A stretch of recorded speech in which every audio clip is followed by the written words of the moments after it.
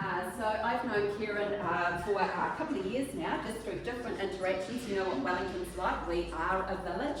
And we've got together again recently just through really shared interest, really shared just the way that we like to interact with businesses. I love Ciaran's energy, I love what his business stands for, but most of all I love that he walks the talk, and the fact that he's here giving his time for us today is testament to that. So I would like to welcome Ciaran to the stage.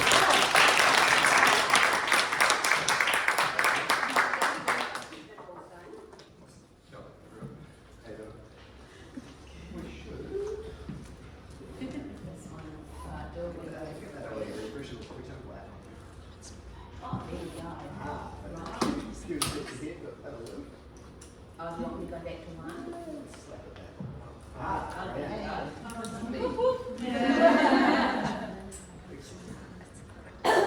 Right, now we're going to have any You did? Okay, so that was you use it, you're right. Excellent, thank you so much. Awesome, well, hello. My name's Ciaran. Hi. I'm Ciaran. Those are waving through. Yeah, alright, cool. This makes me feel a hell of a lot more friendly than some of the ones that we've gone into. Stare down and like, who's this guy? What's he going to come and talk about? Well, I'm going to talk to you about how to build brands with purpose. That's the whole jam for me. I am a marketing dude. We can go forward, user error. That one. No, that's alright, I'm going to sit here on the chair. This is going to be terrible for you. I'm going to go back to the it's going to be fun. So this is me. The reason this looks different to the version that you just saw yesterday is because we had a photo shoot for a client, and impromptu we stole the backdrop that we were using for the photo shoot, so I totally snuck in front of that and got a few more photos of myself and was fuck it. So all these photos that you see, and the reason they look just like me is because they were yesterday. Pretty much.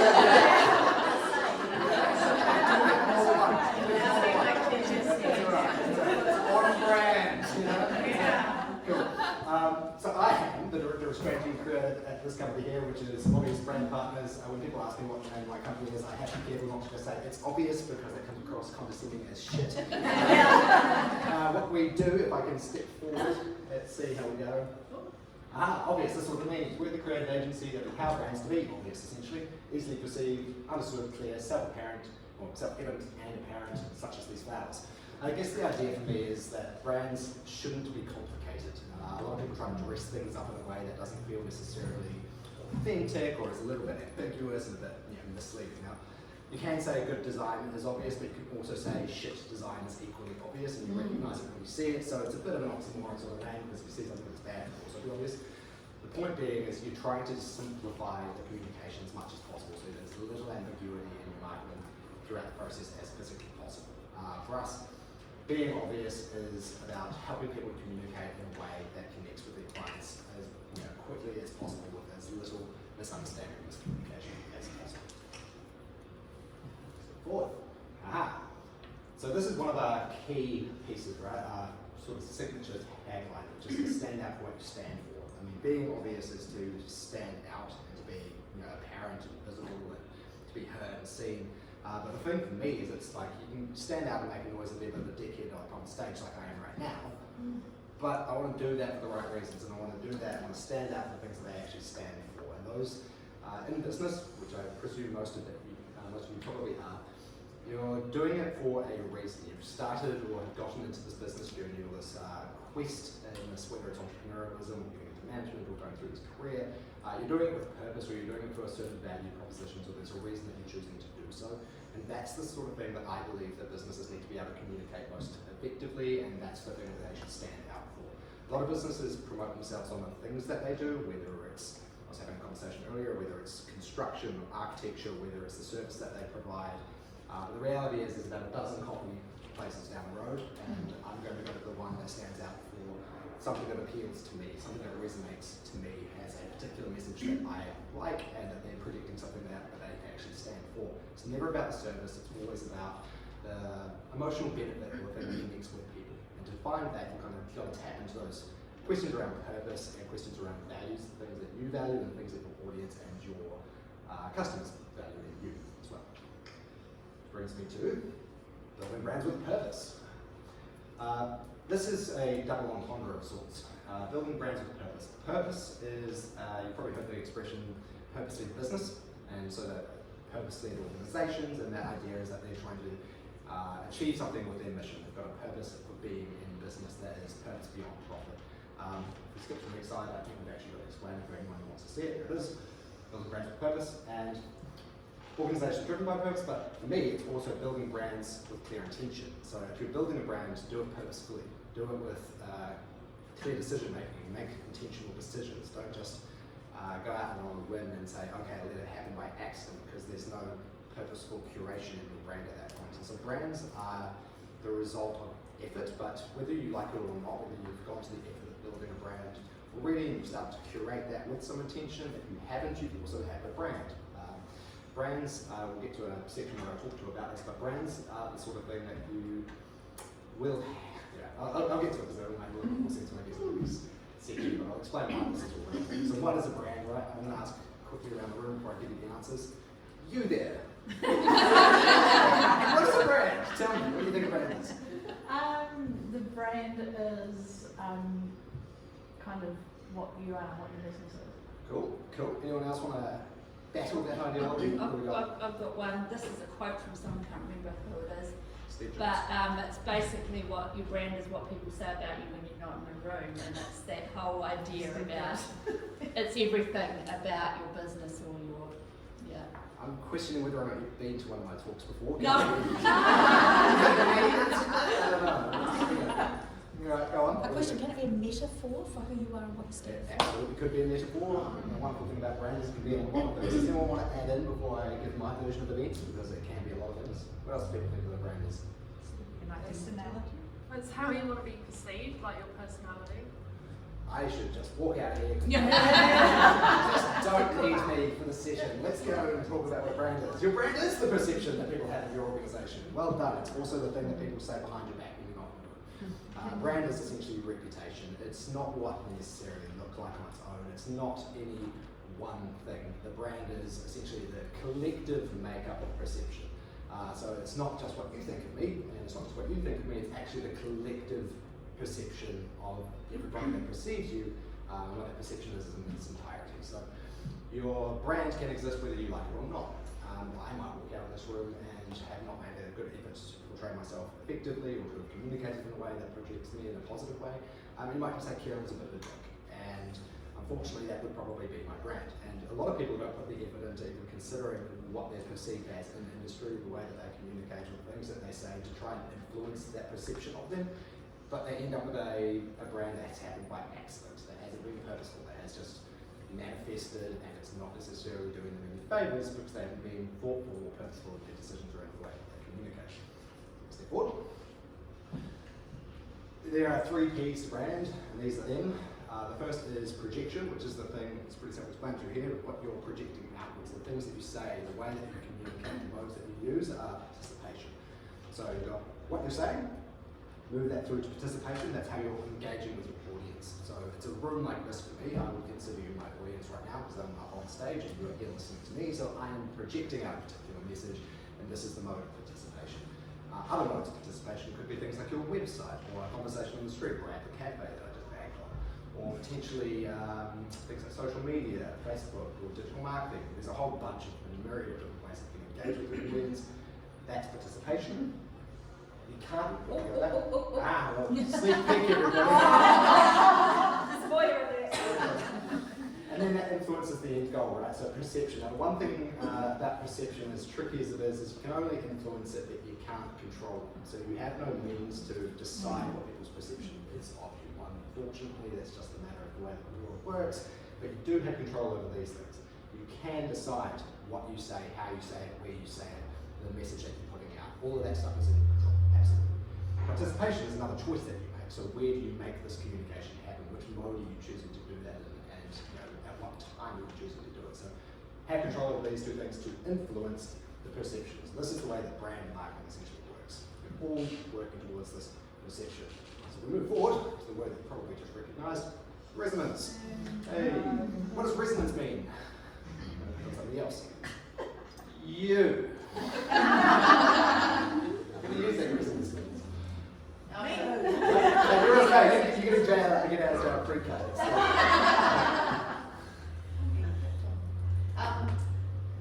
basically, I don't know how to explain it. It resonates. It feels right. It's a good feel factor. It's the emotional element, I suppose, from my perspective. Bang on. I'm not going to pick on anyone else because I feel like a bully. Actually, you put your hand up. That was voluntary. That's shocking. Go on. I think there is a word that is flowing around now. It's called alliance. Aligned. So people feel aligned and energetically with stuff. So I think resonating. That would be it. Spot on as well. It's exactly both of those two things. It's the emotional connection that people have with a message or an idea, and in my world, in a brand. Right? If you're making any effort in the brand marketing space, or if you're just in business period, you don't have to be in marketing to be making this thing happen.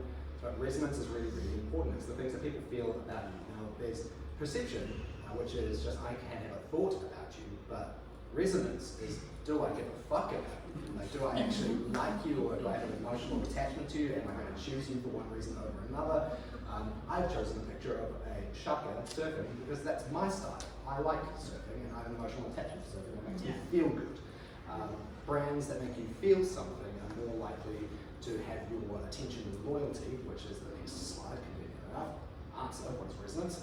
Brand resonance refers to the meaningful connection that a customer feels towards a brand, driving their loyalty and advocacy. So our job in the marketing world is to try to attract that loyalty, because it's all well and good having a one-time purchase, but you're trying to maintain a relationship with a customer, so it's not just a one-time transaction. It's about having their loyalty and their advocacy. So you can have customers, but then you want to have loyal customers, and you want to have brand advocates. And those are the people that actually advocate on your behalf and say positive things about you, because that's your perception, right? What they're going to say behind your back. If you have a brand advocate, they're saying good things about you. If you have someone like Iona, who's not a brand advocate for me, and says terrible things to me in a group chat, we're never inviting him back again. Then I've made a mistake, right? So we're trying to make advocates that say positive things about us, and that's going to create a meaningful connection. Cool, moving forward. Just give me this back, I don't need this. Yeah. Cool. So, brands, people. We've got a bunch of brands up there. Do any of these brands make you feel anything? Yeah. Pick and choose one. So who said yes? Disney. Disney, what does Disney make you feel? Super excited. Super excited, like me. That's awesome. What do you feel? Tesla. Tesla? What does Tesla make you feel? Tesla makes me feel good about the future for the environment. Interesting. Some people would say that Tesla can make people feel a bit icky because Elon Musk is in it. Yeah. Is this recorded, by the way?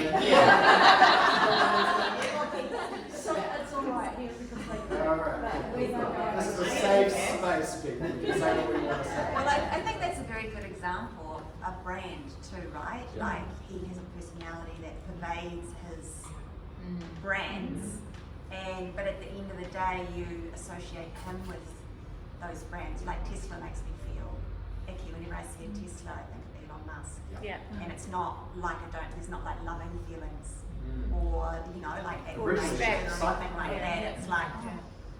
You know, so and I was just thinking like what you're saying, like a lot of people, you'd think that Elon Musk, his personality wouldn't pervade his brands as much as say, like people working solo for themselves, but at the end of the day, Well, I should have put Twitter up there, right? X now. That's it, right? X-Twitter was Twitter, no longer. I mean, this is the thing, people are going to have emotions. Is there anyone else? What do we got? I was going to say something like Land Rover, which personally I don't really have anything to do with, but I think that is a quality brand. I think people think that is a quality product. As opposed to McDonald's. I'm really interested in what the one is in the middle. I don't actually There will be no judgment for that. I would say, when I look at that, I'm so confused, even though I know what it is, because I didn't know for ages. It was so As a mum of teenage girls, it's all I see is a hiding on my credit card. It's overpriced, Jim, really. Well, it's not a brand that I buy. It's because it doesn't market to me or appeal to me at all. Or me. With the Nike tip, I always think to just do it. Yeah.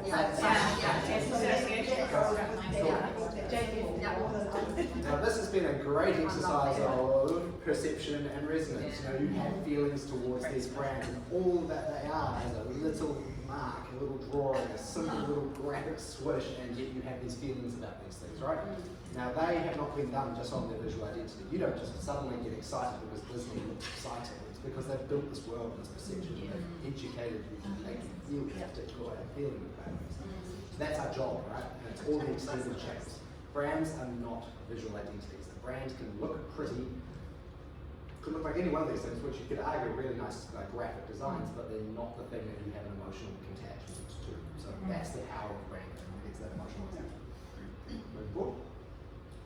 So this is about brand strategy then. So what is brand strategy? Brand strategy are all the things that comprise a brand. This is a slide that you have yourself on, take a stab at this, but you could also use ChatGPT or Google to figure these things out. There is a system to brand strategy that's actually not that complicated. It's just about choosing to look at them and doing these things purposefully. How many of you in the room would say that you have a strategy around your brand that's purposeful and coordinated? Laughing, good start. No one's going to put their hand up and say they have a brand strategy. You do. Nice, excellent. The rest of you, come talk to me after. Very frequently, you can take off. Alright, let's talk about what brand strategy is then. It's these things. Right, so purpose, obviously I'm here to talk about this one. It's the core reason that a brand exists beyond profit. This is important. You know, purpose in business cannot just be profit. I actually had a conversation with someone, and it was a client of mine, and I was going and doing this build a brand with purpose study exercise, and talking about, hey, let's define your purpose statement. And they were like, oh, it's to make money. And I'm like, just basically fuck off in my head, because that's just why we start a business. Business is here for a few reasons, and it's not about money. Money keeps things moving as the currency which we work with, but it's not the reason we're in business. We're in solve problems or to create solutions for people.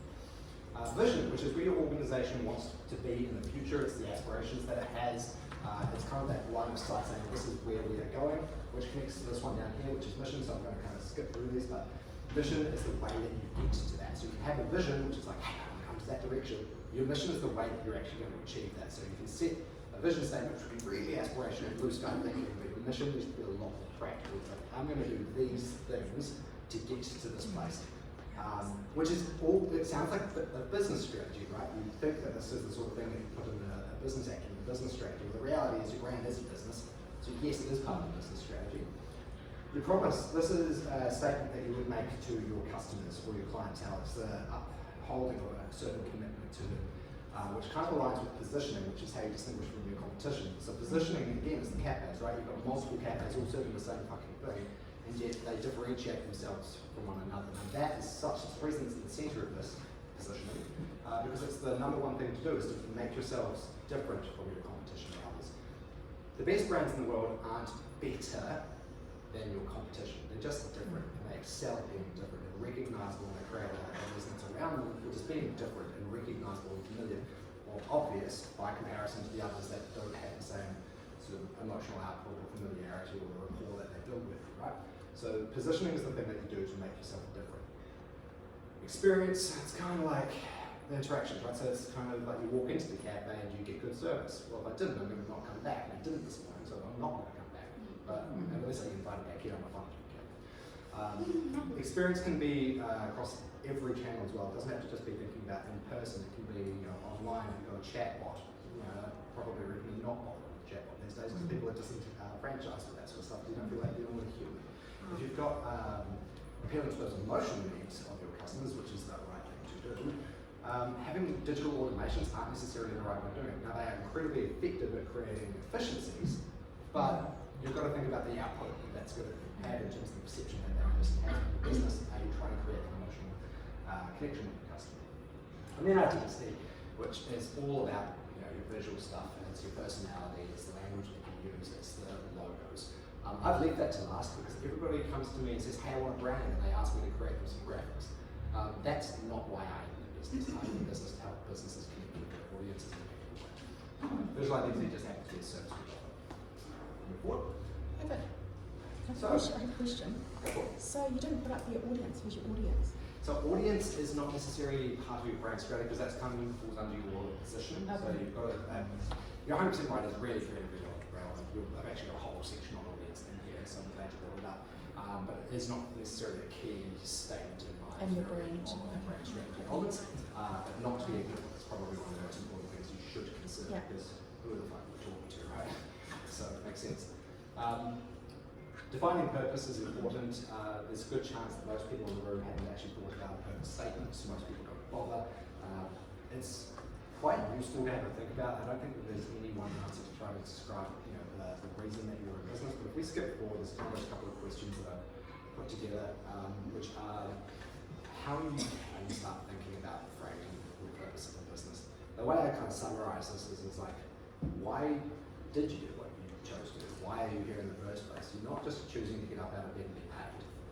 You've probably got an affinity and a loyalty to the type of work that you're doing or the solution that provides. So these sort of questions are like, who are you and what are your motivations? Who are your audience? Thank you. What do you do? What's the thing that you're offering? What are you trying to achieve via that? Why do you do it? That's kind of the big piece, is that why column. And why does it matter to others? I feel like that's my why. I get excited seeing the fulfillment and energy of a room like this, and this is why I'm standing here, because I like giggles, I like laughs, and I like standing up on stage making a dick for myself, so it's a good time. How do you do it? Well, I just be me. And how do I make a difference? Well, I hope that I do. So I think that there's like a whole bunch of questions there that are helpful in terms of framing it. You are trying to summarize this down to one sentence. It's not easy, but it's a really important exercise to help you just frame up and at least communicate with your audiences the reason you're doing what you do in the first place, right? Because they're going to believe in it. If you have a strong purpose statement, they're going to trust that. Does it change? Like, It depends if your purpose changes, yeah, for sure. When I was having a conversation with someone who was for businesses earlier, and I'm thinking to myself, they've probably got a different purpose for every single one of those, right? Or maybe there's a single driving purpose and all those businesses do connect. So, I mean, I have a conversation around brand, and that same thing this morning, which is like brands can be maintained and nurtured over time, and they can evolve over time. All of the logos that you saw before are not first iterations of those logos by any means. Nike's had multiple versions of its logo, Apple's had multiple versions of its logo. They evolve and change, and so can purpose statements. But in principle, you kind of want to know why you're in business in the first place. And if you're creating a solution around something, you're trying to solve a problem, you probably try to stay true to that. It's the thing that defines kind of why you're doing what you're doing around it. So if it changes, your business is probably changing around it too. Or culturally, the audience in the marketplace has changed so significantly that your purpose has subsequently been affected and changed as well to respond to that. In principle, I would say try to keep it as consistent as possible. A couple of purpose statements from